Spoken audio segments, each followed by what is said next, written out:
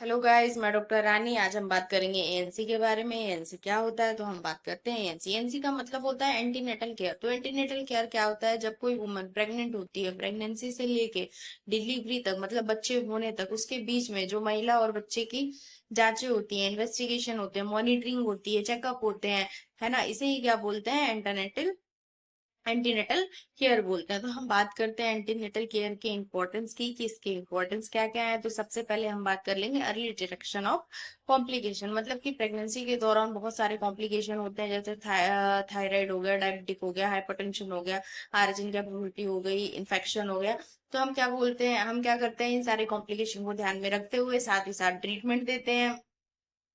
है, अब हम बात करते हैं दूसरे इंपॉर्टेंस की। तो दूसरा इंपॉर्टेंस क्या है? बेबी का ग्रोथ। बेबी के ग्रोथ का होना बहुत जरूरी है। बेबी के ग्रोथ का ध्यान रखना बहुत जरूरी है कि बेबी का ग्रोथ हमसे हो रहा है या नहीं हो रहा है। उसके लिए आपको फॉलो करना बहुत जरूरी है। तो आप अपने डॉक्टर को फॉलो अप करेंगे, फॉलो लेंगे उनसे, और अल्ट्रासाउंड करवाते रहेंगे उनके अकॉर्डिंग। हम बात करें थर्ड की, तो थर्ड में क्या है? बच्चा कहीं IUIR तो नहीं है। तो ये क्या होता है, जब ये भी बेबी के ग्रोथ में ही आता है। कई बार क्या होता है, बेबी का ग्रोथ अच्छे से ना होने से IUR हो जाता है बच्चे को। अब हम बात करते हैं न्यूट्रिशन एजुकेशन की। तो आपको न्यूट्रिशन की जानकारी लेनी चाहिए कि आपको प्रेगनेंसी के दौरान आपका खान पीन कैसा होना चाहिए, कितना होना चाहिए।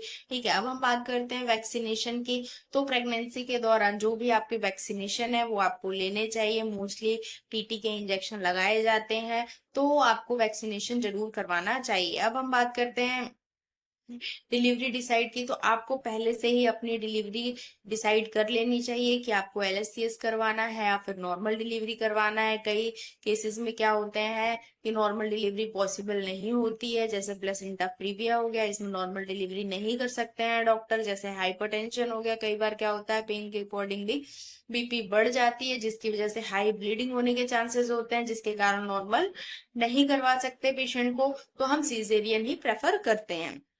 अब हम बात करते हैं विजिट के बारे में। तो WHO के हिसाब से 8 विजिट बताई गई है। तो हम बात करते हैं विजिट। सबसे पहला विजिट आपको कब लेना है?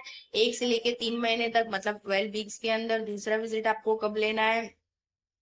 दूसरा विजिट आपको लेना है 5th मंथ में। 5th मंथ मतलब 20 वीक्स के अंदर। तीसरा विजिट आपको लेना है 26 वीक में, मतलब 6th मंथ में।